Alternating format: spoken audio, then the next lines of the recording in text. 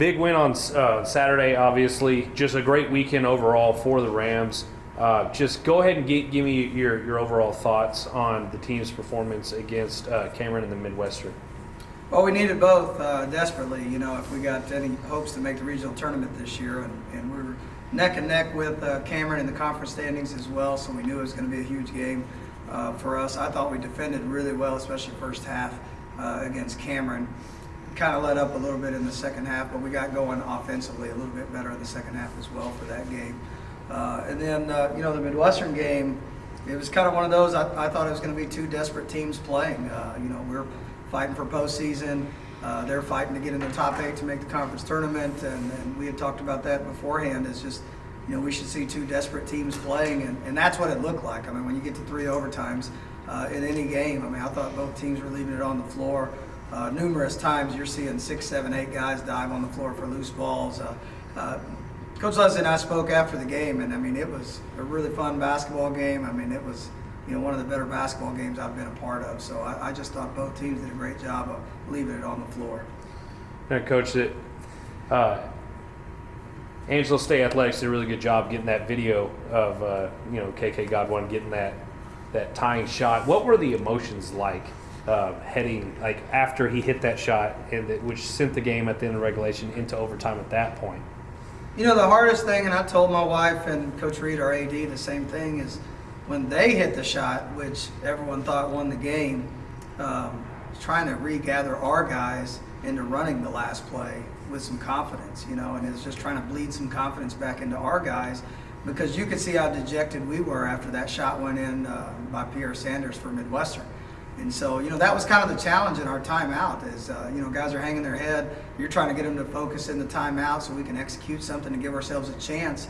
Because in athletics, really that's what you ask for, is just a chance. And so probably the biggest play of the game was the officials going to the monitor and taking the clock from 0.3 to 0.4 seconds. Because 0.3 only allows a tip, and 0.4 gave us an opportunity to get a shot off. So, I was glad that they saw that on the instant replay to get it to 0.4. And then it was a great job by our guys executing a play to help us get into overtime. So a lot of emotions in every which direction. We saw a lot of fans head for the exit doors as Pierre hit it. I texted several people afterwards. They didn't even know that it had gone to 3 overtimes and that we had won. So, it was funny, but that's athletics. You just say, hey, so you're saying there's a chance, and for us there was on Saturday. So credit to Godwin, but really credit to Carvel T-Set for the pass. I don't think he's got enough credit for the pass that he threw in order for us to get that shot, because their guy reached for the ball and missed it, and he put it in like a breadbasket, right into Godwin's hands, and we got the shot up in time. And Coach, it wasn't just that you took them to overtime. It was like a back-to-back-to-back overtime before y'all finally got that victory. Just speak on your team's discipline and grit to go that long, because you basically played like another game almost on top of it. Well, we've done that several times in practice where we just keep throwing up time and play game after game until they're exhausted now. Not for moments like this, but it's just to kind of help with conditioning and then execution with fatigue, and that's one of the reasons we'll do that at times in practice.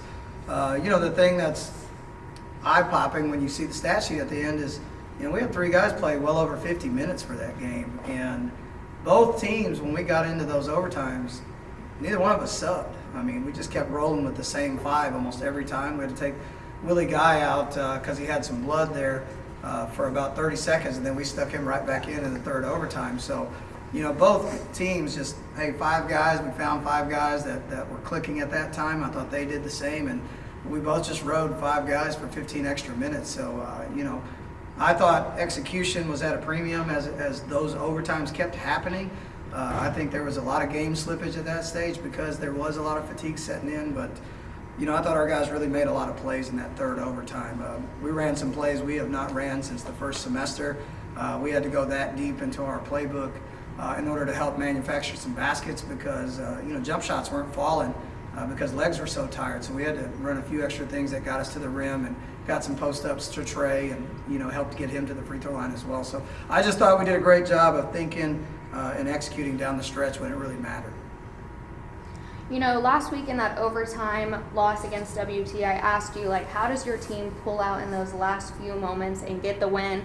And then we see it this week, you know, at triple overtime. It was a gritty back and forth battle, but your team got the win. Just talk about their ability, want, and effort to go out there and fight, taking it to 3 overtimes, saying that we're not going to lose. We played 2 down at their place, so, you know, that's 5 overtimes between 2 teams now, but it's our 5th overtime game of the season, and that's a ton of overtime games for a team, so, you know, we have experience playing the extra 5 at this stage, you know, and it's just come down to, hey, what do we need to do to get it done this time, you know, and that's what we harped on from the last time, is just executing our stuff a little bit better, and I thought we did that a little bit better. We had a great look on a set at the end of the second overtime for Keyshawn at the top of the key to potentially win it, and he just missed it, which could have won it. And I thought they did a great job of just whiteboard execution. You know, we drew up a new play in that moment, and they did a great job of executing it, and the shot just didn't fall. So for us, it's been execution and then the grit, like you said.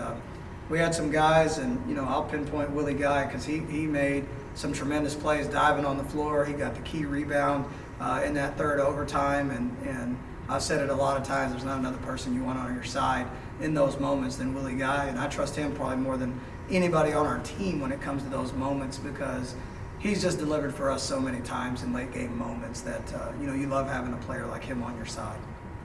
And then this week, y'all are hitting the road to take on a tough DBU team first, and then UT's Tyler. Y'all are slowly getting the guys back from injuries. We're seeing the team we saw in the fall. How does this team continue being the 2-0 team and get the win?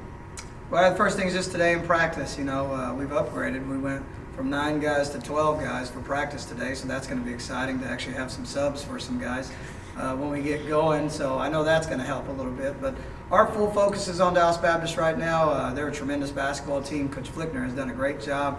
They returned every player from last year except for one. And you can tell with the experience, and they really changed their style of play into more of a pressing style. To mimic what West Liberty and Nova Southeastern have done. The good thing for us is we've gone out and played West Liberty. You know, we've played St. Mary's in here, who has pressed as well. So I'm hoping that's going to get us ready to play on Thursday against their style of play, because especially when they're at home, they shoot the ball really well. So we're going to have to defend, but more than anything, we're going to have to take care of the basketball and not turn the ball over this week for sure. Thank you, Coach. Thank you, Thank Coach. you. Thank you.